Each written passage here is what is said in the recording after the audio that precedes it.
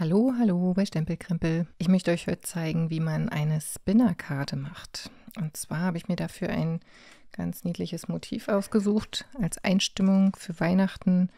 Schon mal diesen kleinen Weihnachtsmann hier. Den habe ich schon seit letztem Jahr, aber irgendwie bin ich da nicht dazu gekommen, den zu benutzen. Jetzt dachte ich, ist es mal an der Zeit.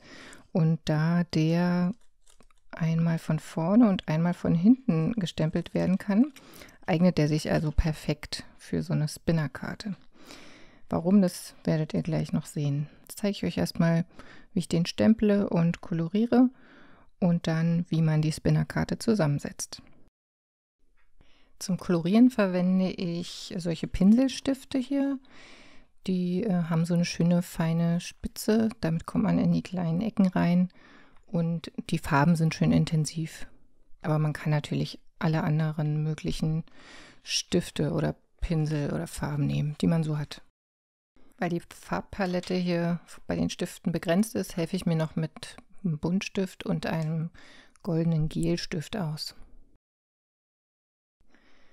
So, da haben wir jetzt unseren fertig kolorierten kleinen Weihnachtsmann mit dem goldenen Teller, auf dem er das Geschenk präsentiert. Ich finde den super süß. Mal gucken, wie er dann in der fertigen Karte wirkt. So, ich habe mir diese Grundkarte hier ausgesucht. Das ist so eine quadratische. Die finde ich immer ein bisschen schwierig zu verbasteln, aber für diese Art von Karte geht das ganz gut.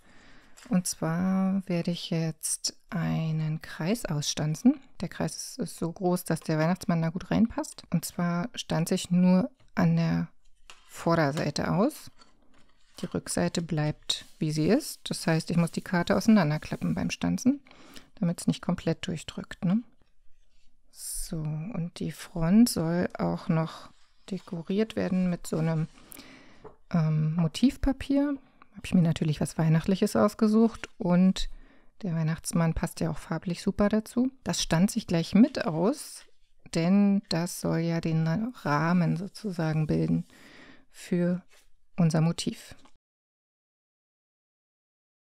Das Motivpapier habe ich jetzt einmal zurechtgeschnitten, damit es auf die Kartenfront passt. Und jetzt befestige ich das hier vorne, damit das an der richtigen Stelle mit durchgestanzt wird.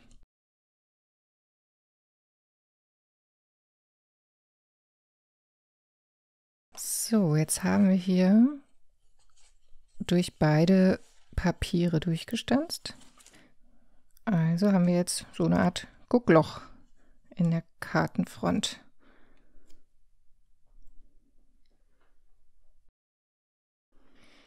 Damit unser Weihnachtsmann hier reinpasst und sich dann auch frei bewegen kann, müssen wir ihn natürlich ausschneiden. Bei der Rückseite habe ich jetzt einmal nur grob geschnitten und passe die jetzt so ein bisschen an, damit die nachher auch wirklich perfekt aufeinander passen. Und schneide jetzt quasi hier noch einmal ringsrum. Das ist eine ganz schöne Fummelarbeit bei so einem kleinen Motiv mit so vielen Details. Einfacher geht es natürlich, wenn man die passenden Stanzen hat oder einfach ein Motiv, was weniger detailreich ist. Aber man kann es sich auch noch einfacher machen, indem man einfach das gestempelte Motiv als Kreis ausschneidet. Also ein Kreis natürlich, der kleiner ist als der, den man in die Karte gestanzt hat. Und man braucht auch nicht zwingend ein Motiv, was Vorder- und Rückseite hat. Es geht natürlich genauso mit Motiven, die symmetrisch sind, die eben auch dann perfekt aufeinander passen. Bei der Kreisvariante braucht man das natürlich gar nicht. Da kann man einfach ein beliebiges Motiv nehmen. So, jetzt setzen wir unsere Karte mal zusammen und bringen den kleinen Weihnachtsmann hier in Position. Und zwar brauchen wir dafür natürlich unsere Grundkarte, das Papier, was vorne drauf soll, wo auch das Loch drin ist. Natürlich noch nicht aufgeklebt, denn wir müssen jetzt den Faden hier zwischen befestigen, damit der kleine Santa sich bewegen kann. Ich habe hier so einen Silberfaden genommen, weil ich dachte, das ist auch ganz weihnachtlich. Aber ihr könnt alles Mögliche nehmen. Durchsichtig sieht am schönsten aus, finde ich. Oder eben irgendwas Glänziges.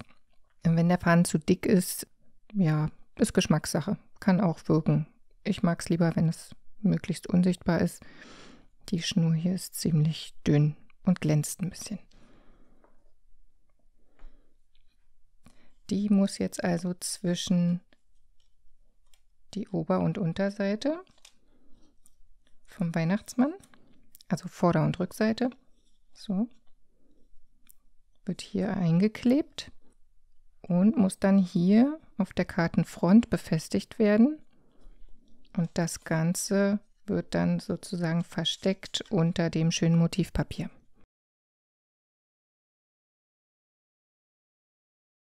Um das Ganze möglichst sicher zu machen, habe ich doppelseitiges Klebeband verwendet, um die Schnur zu befestigen. Und nochmal extra Flüssigkleber sowie für das Deckpapier nochmal ein Klebestift, also 3 Sicherheitsstufen. Das sollte halten. Kleiner Tipp noch, man sollte den Kleber gut trocknen lassen. Ich habe nämlich festgestellt, bei mir war es noch nicht ganz trocken und wenn man das Motiv dann umdreht oder eindreht, wenn man das Motiv dann eindreht, dann kann es sein, dass der Faden sich ein bisschen lockert.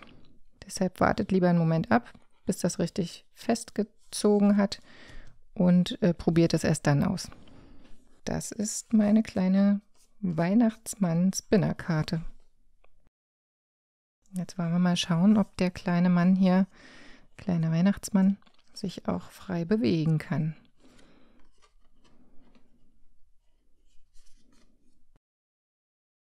Damit er wirklich sich im Kreis dreht, muss man ihn ein bisschen eindrehen, bevor man die Karte schließt.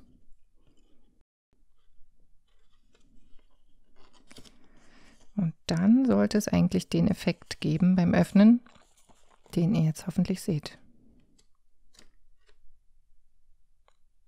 Ja, er dreht sich.